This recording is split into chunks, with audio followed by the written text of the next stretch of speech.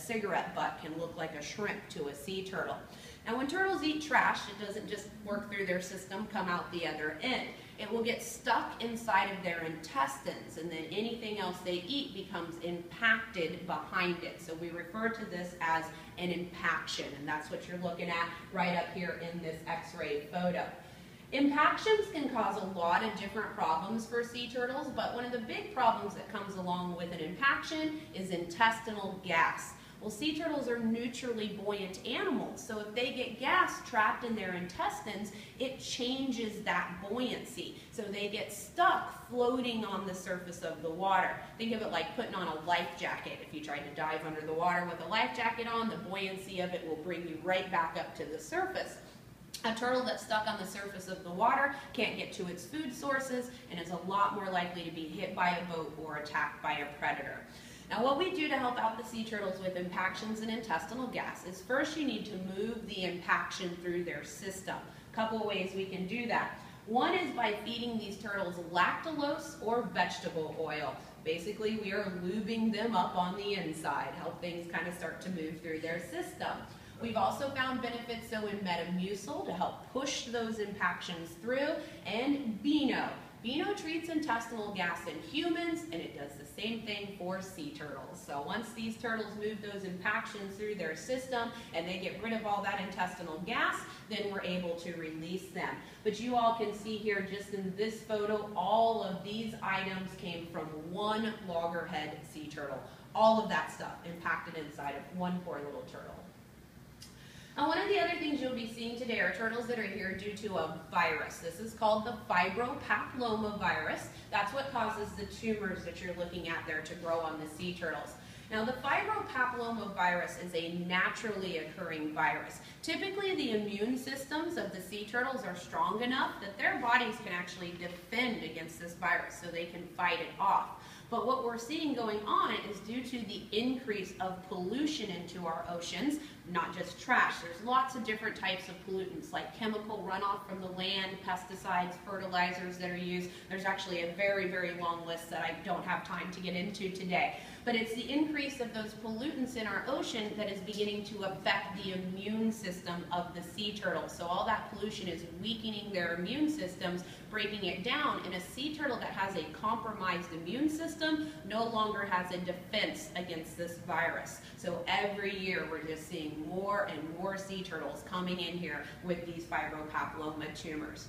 Now, to help out the turtles with the fibropapilloma virus, first we need to remove these tumors.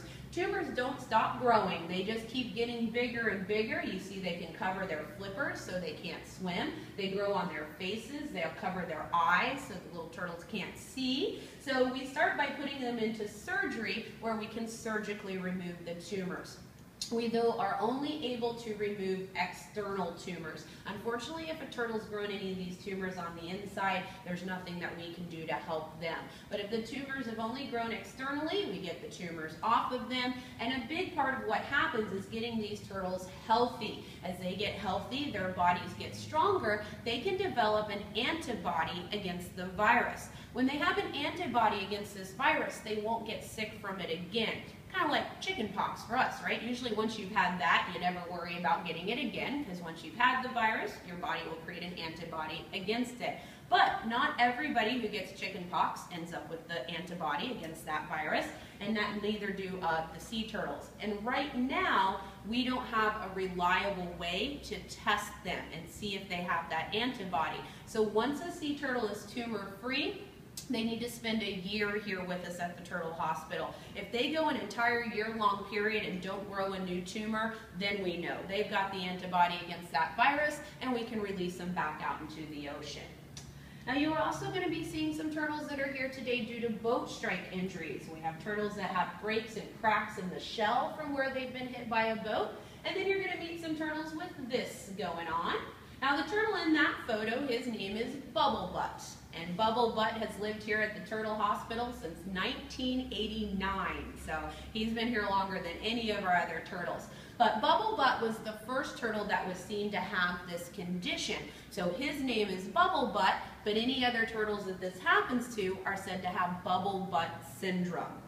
Now, bubble butt syndrome happens to sea turtles when they are very forcefully impacted.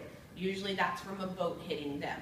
It's the forceful impact that causes microscopic air bubbles to become trapped inside of the tissues of the turtle.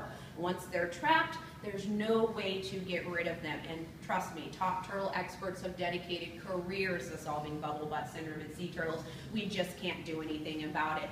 And that's unfortunate because bubble butt syndrome is something that makes sea turtles become non-releasable. It's kind of like the intestinal gas. Bubble butt syndrome changes their buoyancy. So sea turtles with bubble butt syndrome are stuck floating on the surface of the water.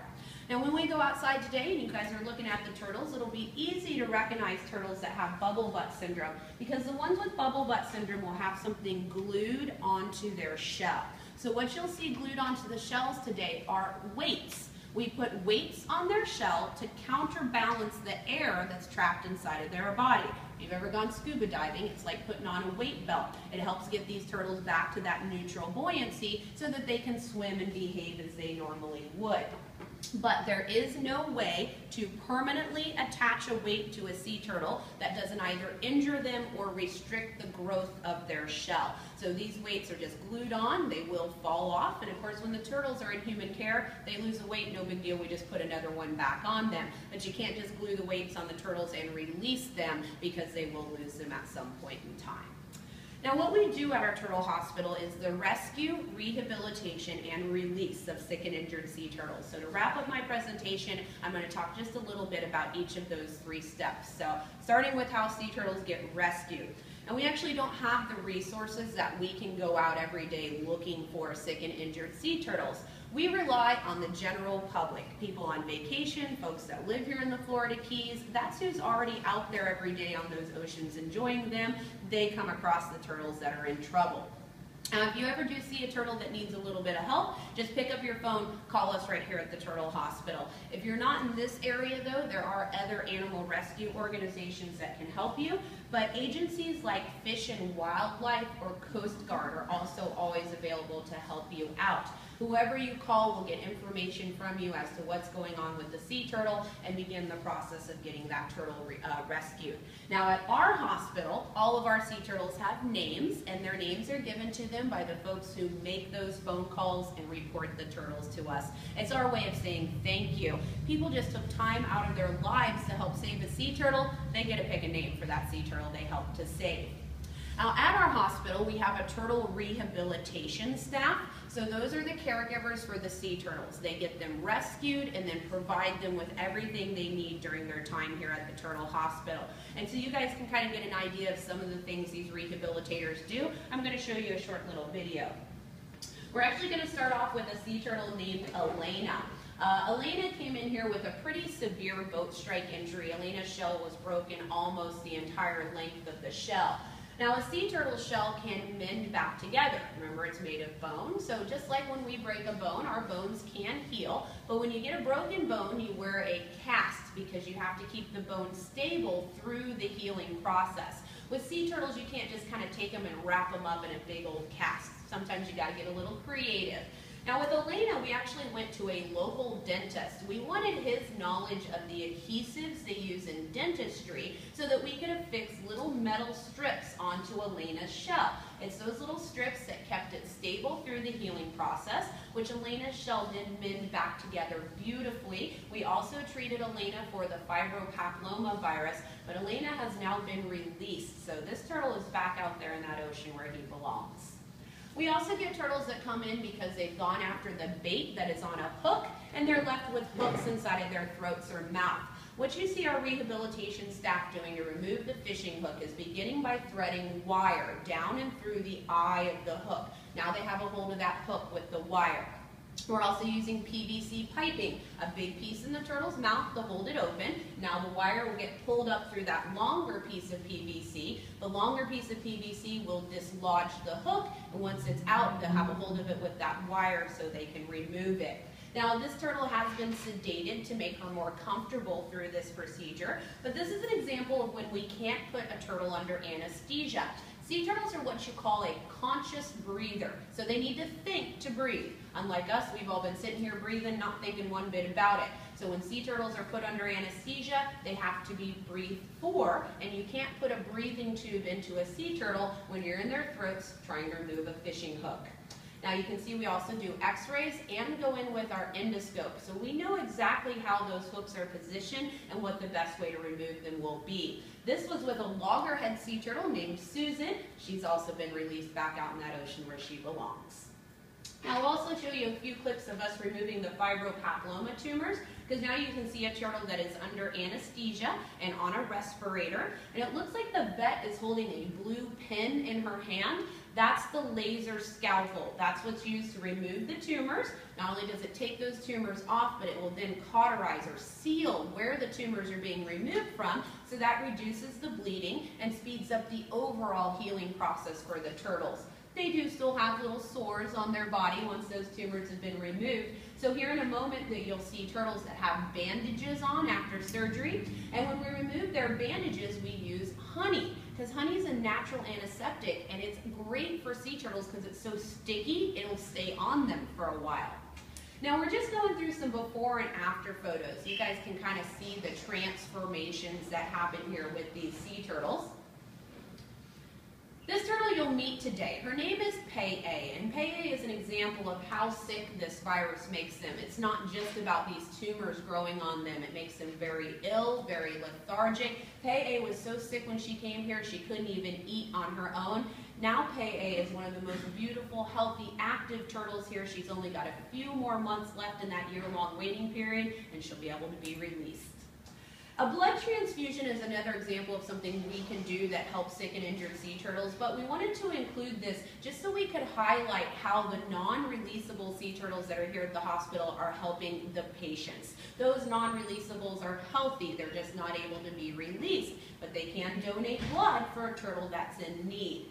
Now with sea turtles, you don't do the blood types like humans. You do have to stay within the species though. So the loggerheads donate for other loggerheads, greens for greens.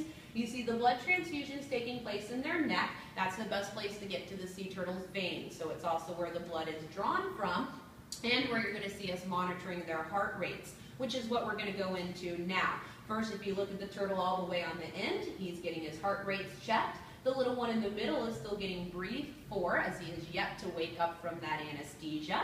Here's those bandages I mentioned they have on after surgery. And next you're going to watch a little turtle as he does begin to wake up from anesthesia. And sea turtles are just as wobbly and disoriented as we are when they come up out of that anesthesia. What the rehabilitator is doing is stimulating the turtle. That's just to help him wake up. But you can see he does still have in that little breathing tube just in case we need to take another breath for him. And again, you'll see him monitoring heart rates. But when we go outside, you all get to see this piece of property here is an old motel, which the motel doesn't operate anymore, but old motel rooms are used as housing for the rehabilitators. They live here on property to be available to these sea turtles 24 hours a day.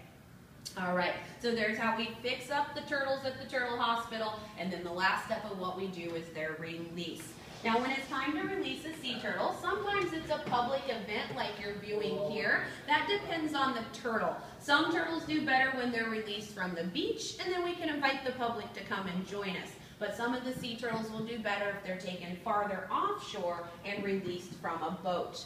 Before a turtle is released, they are fitted with an identification tag, and this is what those look like. These are called flipper tags. They squeeze together and attach into the back side of the turtle's front flippers. There's a letter and number system on here that goes into a database, and then the turtle can always be identified in the future by their flipper tag.